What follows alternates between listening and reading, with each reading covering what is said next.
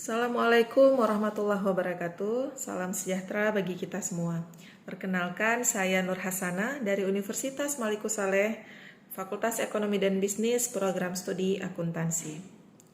Saat ini saya dipercayakan untuk mengampu mata kuliah pengantar akuntansi 1, di mana pada mata kuliah ini terdiri dari 3 SKS dan 16 kali pertemuan.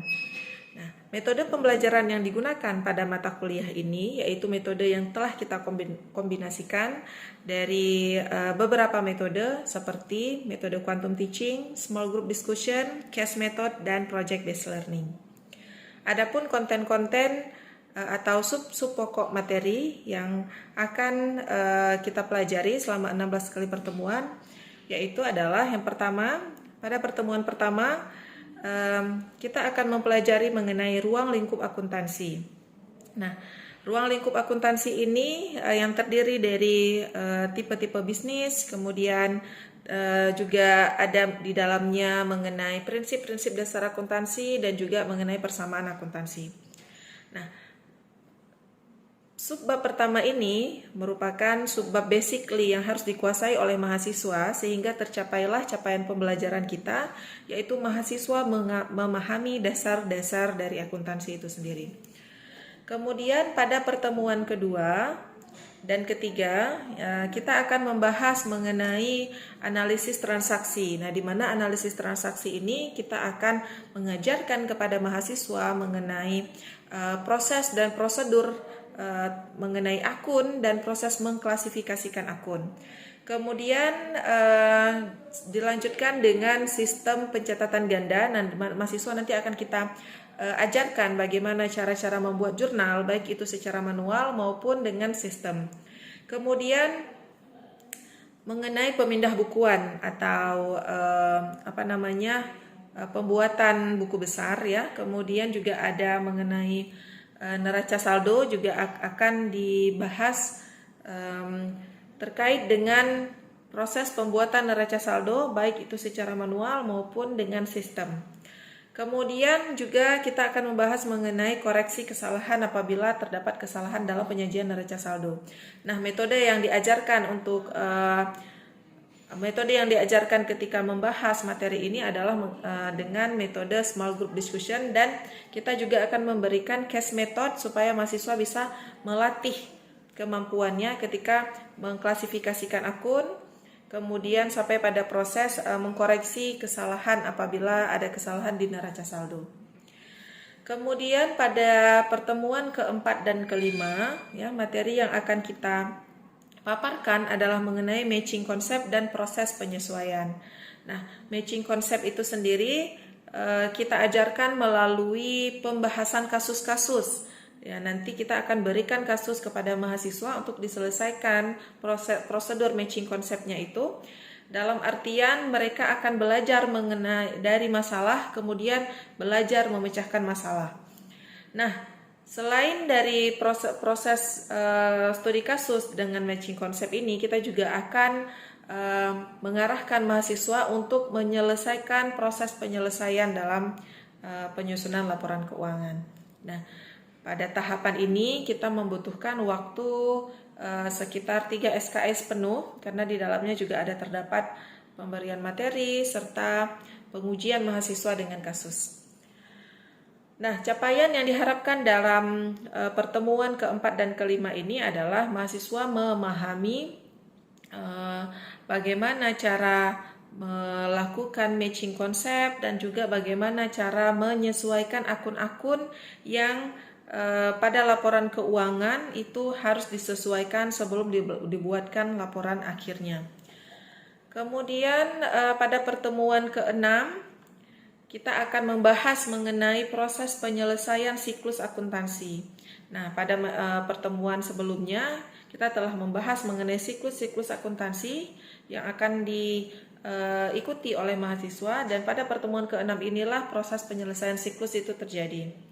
Nah, arus mengenai informasi akuntansi yang dimulai dari prosedur, evidence, kemudian pencatatan dalam jurnal, dan diakhiri dengan pembuatan kertas kerja, itu kita akan bentuk membentuk tim di dalam kelas. Kita akan buat grup-grup. Nah, nanti di mana grup itu mereka akan melakukan diskusi bersama atau namanya small group discussion. Nah, prosedur ini membutuhkan sebanyak 3 SKS juga untuk penyelesaiannya, di mana mahasiswa diharapkan CPMK-nya itu atau capaian pembelajaran mata kuliahnya itu mereka mampu untuk menyelesaikan siklus akuntansi serta mahasiswa mampu untuk menyelesaikan kertas kerja. Kemudian pada pertemuan ketujuh kita akan membahas mengenai sistem akuntansi. Nah, di mana sistem akuntansi itu sendiri nanti juga akan dipisahkan pembahasannya mengenai sistem akuntansi dasar, akuntansi manual, dan sistem akuntansi terkomputerisasi. Nah, pada tahapan ini kita akan menjelaskan atau quantum teaching terlebih dahulu pelaksanaan metodenya, kemudian dilanjutkan dengan small group discussion dan akan dilanjutkan dengan pemberian kasus yang akan diselesaikan di dalam grup tersebut. Prosedur ini juga membutuhkan selama 3 SKS penuh waktunya. Nah, CPMK yang diharapkan dari pertemuan ketujuh ini atau pada materi ini adalah mahasiswa mampu menjelaskan dan menyelesaikan sistem akuntansi dan implementasinya, baik itu secara manual maupun yang terkomputerisasi. Pada pertemuan ke-8 kita mengadakan ujian tengah semester. Nah, itu waktunya menghabiskan sekitar juga 3 SKS di mana kita akan memberikan soal-soal yang sebelumnya itu memang materinya sudah kita ajarkan kepada mahasiswa. Kemudian pada pertemuan ke-9, nah materinya pada pertemuan ke-9 itu mengenai pengenalan terhadap akuntansi perusahaan dagang, di mana metode yang digunakan ini adalah quantum teaching dan small group discussion. Kemudian dari materi ini mahasiswa itu diharapkan mereka mampu membedakan mana kegiatan perusahaan jasa dan mana kegiatan perusahaan dagang. Bagaimana perbedaan atau bagaimana karakteristik dari masing-masing perusahaan tersebut, bagaimana proses penyusunan laporan keuangannya, dan apa yang membedakan prosedur pelaporan keuangannya pada kedua perusahaan ini. Itu adalah capaian mata kuliah yang diharapkan dapat dipahami oleh mahasiswa. Pada pertemuan ke-10 kita akan membahas mengenai pelaporan keuangan pada perusahaan dagang. Kalau sebelumnya pada pertemuan ke-9 kita mengenalkan laporan keuangan perusahaan dagang, pada pertemuan ke-10 kita sudah mempraktiskan mahasiswa atau memberikan tugas supaya mereka berlatih bisa membuat pelaporan keuangan perusahaan dagang. Dan metode yang digunakan dalam proses ini adalah metode case method. Kemudian pada pertemuan ke-11 kita akan membahas mengenai persediaan. Nah, pada persediaan ini kita akan mengenalkan kepada mahasiswa bahwa ketika kamu terlibat di perusahaan jasa, perusahaan dagang, dan perusahaan manufaktur. Nah, ini proses persediaan ini terkait dengan perusahaan dagang. Bagaimana mahasiswa bisa membedakan prosedur persediaan FIFO, LIFO, dan average. Itu sehingga mahasiswa bisa memperoleh capaian pembelajaran mata kuliahnya itu adalah mereka mampu untuk menyelesaikan metode persediaan secara LIFO, FIFO maupun secara average. Kemudian pertemuan ke-12 pertemuan ke-12 kita masih dalam tahap lanjut mengenai praktis dari penyelesaian siklus persediaan. Nah, di mana dosen akan memberikan sejumlah kasus-kasus yang perlu diselesaikan oleh mahasiswa, sehingga metode pembelajaran yang digunakan pada pertemuan ke-12 ini adalah metode case method. Dan kita membutuhkan waktu sebanyak 3 SKS penuh. Kemudian pada pertemuan ke-13 kita akan membahas mengenai perbandingan atau membandingkan metode biaya persediaan dan melaporkan persediaan dalam laporan keuangan. Nah, ini sudah masuk ke dalam ranah pelaporan keuangan. Nah, pada tahapan ini metode yang digunakan adalah yang pertama ada quantum learning, kemudian ada case method. Nah, selanjutnya pada pertemuan ke-14 kita sudah membahas mengenai pengendalian internal. Nah, pengendalian internal mengenai kas ya, di mana mahasiswa juga nanti akan capaian pembelajaran mereka itu mereka akan memperoleh pengetahuan atau mampu membuat pengendalian internal terkait dengan kas. Kemudian mampu mengkoreksi penerimaan dan pembayaran kas serta memahami bagaimana prosedur dari rekening koran tersebut. Nah, pada proses ini kita membutuhkan waktu sebanyak 3 SKS penuh dengan metode case method dan project based learning. Kemudian pada pertemuan ke-14 kita akan lanjut mengenai pada pertemuan ke-14 ini kita akan lanjut membahas mengenai prosedur rekonsiliasi bank ya, rekonsiliasi bank yang nanti akan diberikan praktis berupa kasus-kasus. Jadi mahasiswa nanti menggunakan metode pembelajaran yaitu adalah case method. Nah, dosen akan menyediakan berbagai kasus mengenai rekonsiliasi bank dan mahasiswa di sana akan menganalisis bagaimana menyelesaikan kasus-kasus tersebut. Waktu yang dibutuhkan adalah sekitar 3 SKS penuh. Kemudian pada pertemuan ke-14 kita akan membahas mengenai piutang. Nah, piutang ini bagaimana karakteristik piutang, definisi piutang, ciri-ciri piutang, dan jenis serta klarifikasi piutang. Nah, ini akan menggunakan metode pembelajaran yaitu quantum teaching. Nah, di mana mahasiswa sudah diberikan bahan terlebih dahulu. Kemudian pada pertemuan ke-15 kita akan masuk ke praktisnya. Praktis mengenai piutang tersebut. Kita akan memberikan kasus-kasus kepada mahasiswa dalam penyelesaian klasifikasi piutang dan apa saja metode untuk menangani piutang. Jadi mereka akan mempelajari nanti mengenai metode penghapusan piutang langsung ya, dan metode lain-lain mengenai piutang. Nah, terkait dengan ini metode pembelajaran yang kita gunakan adalah case method dan project based learning dan waktu yang dibutuhkan itu sekitar 3 SKS penuh. Kemudian yang terakhir yang diharapkan dari mata kuliah pengantar akuntansi 1 ini adalah bahwa dengan hadirnya atau dengan dilakukannya mata kuliah pengantar akuntansi 1 ini mampu memenuhi target dari capaian pembelajaran program studi akuntansi, di mana mahasiswa dituntut untuk memahami dasar-dasar penyusunan atau memahami bagaimana prosedur penyusunan pelaporan keuangan.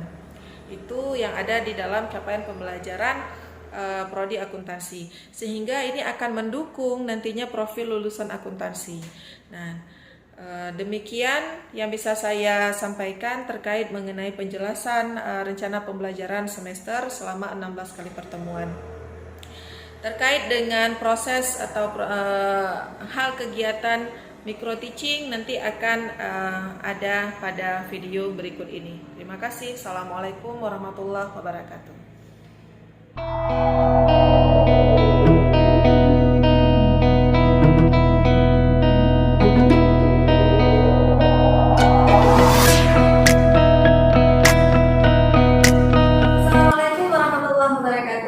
Waalaikumsalam warahmatullahi wabarakatuh. Baik ya, hari ini kita lanjutkan ya perkuliahan kita untuk mata kuliah pengantar akuntansi 1, di mana ini adalah pertemuan kita minggu kedua ya. Nah, hari ini kita akan membahas bab 2 ataupun chapter 2 mengenai analisis transaksi akuntansi ya. Baiklah, sebelum itu saya akan menjelaskan terlebih dahulu capaian pembelajaran atau tujuan pembelajaran kita pada chapter kedua ini. Yang pertama adalah mengenai penjelasan atau menjelaskan mengapa akun digunakan untuk mencatat dan meringkas ya pengaruh dari transaksi pada laporan keuangan. Jadi siklus pertama dari analisis transaksi adalah proses penjelasan akun ya yang diringkas dalam sebuah transaksi pada laporan keuangan. Kemudian capaian pembelajaran kedua atau tujuan yang kedua yaitu menyebutkan karakteristik dari sebuah akun. Nah, karena pada dasarnya sebuah transaksi akuntansi itu dimulai dari menganalisis akun ya atau menyebutkan karakteristik ya hal-hal khusus yang ada pada akun. Dimana kita ketahui bahwa tidak semua akun debit itu tidak semua akun akan didebit ketika bertambah dan tidak semua akun akan dikredit ketika berkurang. Ya, itu disebut dengan karakteristik dari sebuah akun. Kemudian yang ketiga capaiannya adalah menjabarkan aturan debit kredit serta saldo normal dari akun-akun.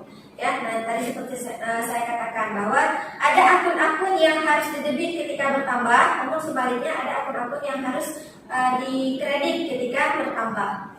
Kemudian capaian yang keempat yaitu meringkas dan menganalisis pengaruh transaksi terhadap laporan keuangan. Dan yang kelima ada menyiapkan neraca saldo dan menjelaskan bagaimana neraca saldo dapat dipergunakan dan menemukan kesalahan atau error.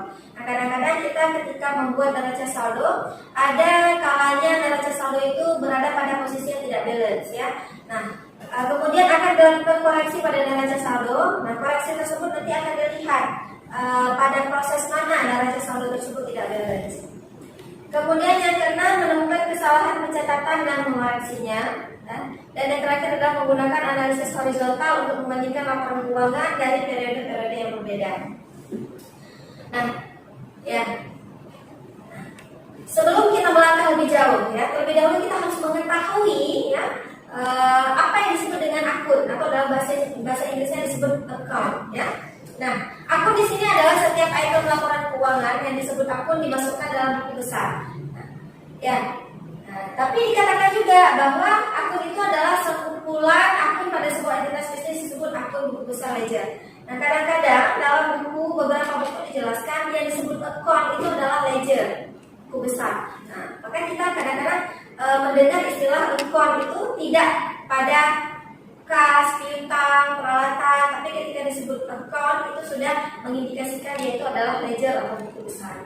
Ya, daftar dari akun-akun dalam sebuah buku besar disebut dengan chart of account atau daftar akun. Nah, coba kita lihat ini ada klasifikasi akun ya, di mana di sini ada klasifikasinya ada harta ya, kemudian ada kewajiban, ekuitas. Nah, ini adalah turunannya. Pendapatan dan beban ini adalah turunan dari yang tiga ini ya, harta atau aset, karena dalam sebuah neraca kita tahu posisinya aset atau harta itu di sebelah kiri sama dengan, kemudian untuk kewajiban dan ekuitas itu di sebelah kanan sama dengan. Nah, untuk pendapatan dan beban ini sendiri adalah turunan dari ketiga hal di atas ya.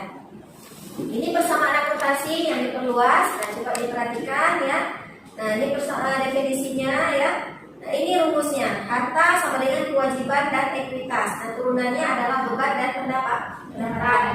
Alasan kenapa beban dimasukkan di bawah posisi harta dan alasan kenapa pendapatan dimasukkan di bawah posisi kewajiban dan ekuitas adalah ya, beban ini ya, beban. Nah, kita kadang-kadang berpikir beban itu kan mengurangi harta ya, mengurangi harta. Nah, harusnya dia berada pada posisi ekuitas dan kewajiban yang sama-sama mengurangi harta. Tapi kenapa ini dimasukkan di bawah harta? Nah, ini berhubungan nanti dengan saldo normalnya beban. Saldo normal beban apa? Beban itu di debit ya. Nah, kalau saldo normal pendapatan apa? Kredit. Ya. Itu alasannya adalah karena beban, ya. Beban-beban yang ada bisa mengurangi modal. Benar nggak sih beban bisa mengurangi modal? Ya, benar ya. Beban bisa mengurangi modal. Kalau modal berkurang, maka saldo normalnya di mana? Debit. Modal berkurang di debit, itu makanya saldo normal beban di debit. Nah, berbeda dengan pendapatan. Pendapatan ini saldo normalnya di kredit. Ya, kenapa? Karena pendapatan bisa menambah modal. Ya, kita kalau melakukan usaha, sebuah usaha, ketika kita punya pendapatan, maka pendapatan itu nanti akan bisa menambah modal. Saya contohkan misalkan jualan pulsa yang dasarnya modalnya itu 200.000 misalnya. Terjadi transaksi penjualan pulsa. Nah, nanti keuntungannya itu bisa menjadi 250.000. Nah, 50.000-nya itu bisa dijadikan sebagai tambahan modal. Itu sebabnya untuk pendapatan ya, dia karena bisa menambah modal itu ekuitas kan? Ya, dia bisa menambah modal, maka dia saldo normalnya di kredit ya. Ada satu akun turunan lagi yaitu price. Ya, membayar sewa. Nah, ini tadi kan, kalau tadi kan untuk 2 tahun mendatang, untuk 2 tahun ke depan, ini nggak disebutkan di depannya. Ada nggak untuk 1 tahun ke depan kayak nggak ada kan? Artinya dia sudah pakai baru bayar sewa, makanya namanya bukan sewa. Ya, pakai dulu baru semua. Ya, bisa bedain ya. Kalau tadi dia ada kata-kata dibuka, ada kata-kata mendatang, 2 tahun mendatang, 1 tahun mendatang, atau ke depan, untuk 2 tahun ke depan gitu. Maka dia tadi dibuka. Ya, kalau ini nggak ada, berarti dia sudah pakai. Hanya beban sewa. Oke. Next solution menerima $360 untuk 3 bulan sewa. Ini menerima. Tadi membayar ya kan? Ini dia sebagai penerima sekarang. Sebenarnya kita balik. Ya. Nah, berarti dia menerima kas. Ya. Nah, coba lihat kata-katanya. Sewa diterima di muka. Ya. Nah, kadang-kadang ada juga buku langsung menyebutkan di sini pendapatan diterima di muka. Namun ada beberapa buku yang memisahkan. Ini pendapatan dari mana asalnya? Pendapatan dari transaksi, apakah pendapatan dari sewa, apakah pendapatan obligasi, dan dipisah per pendapatan.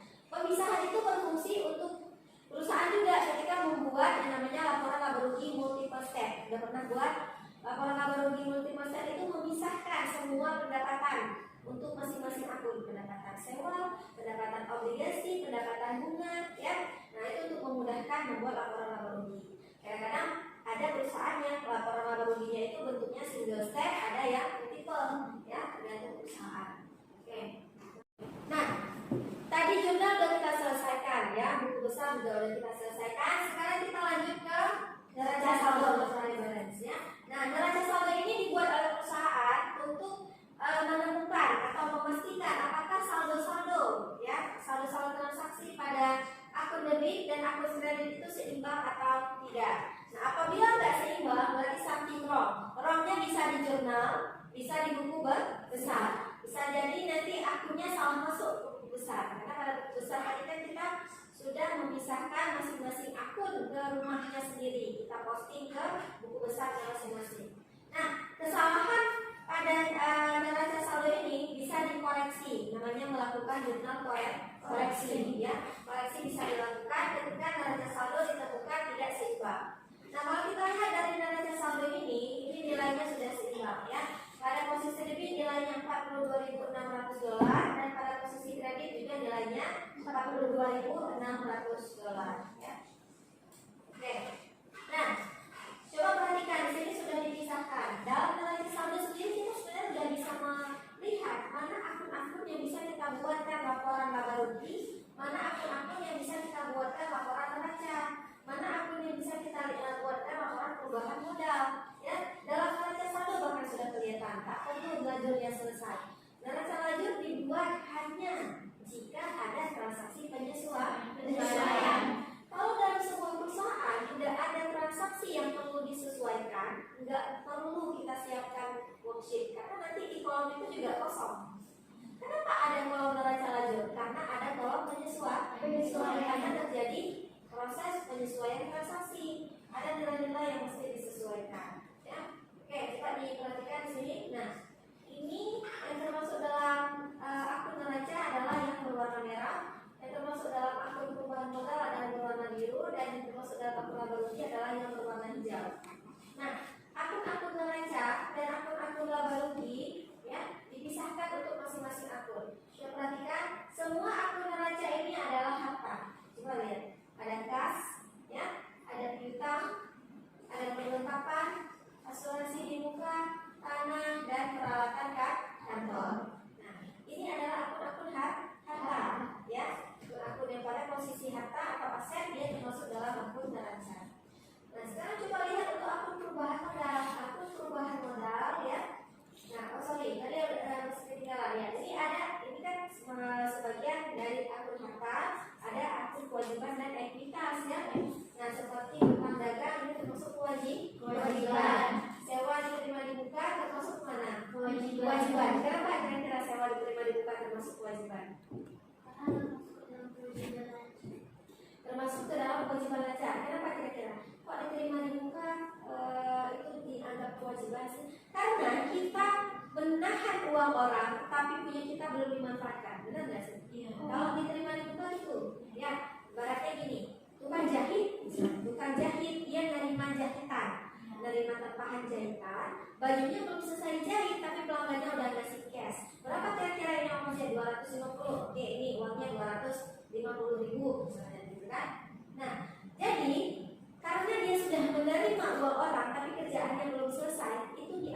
juga hutang. Kenapa? Makanya pendapatan diterima di muka itu termasuk ke dalam akun kewajiban. Karena ada masih kewajiban dia yang belum diselesaikan.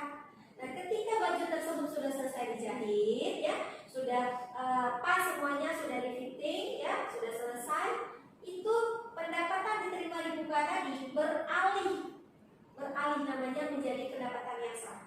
Jadi berubah dia dari pendapatan diterima di muka menjadi pendapatan. Nah, kalau itu terjadi harus dibuat jurnal penyesuaian. Karena dalam 1 tahun itu bisa aja ada pendapatan diterima di muka yang berubah, ya, atau ada asuransi di muka yang sudah dimanfaatkan, ya kan? Asuransi itu kan dia masanya 12 bulan dalam 1 tahun.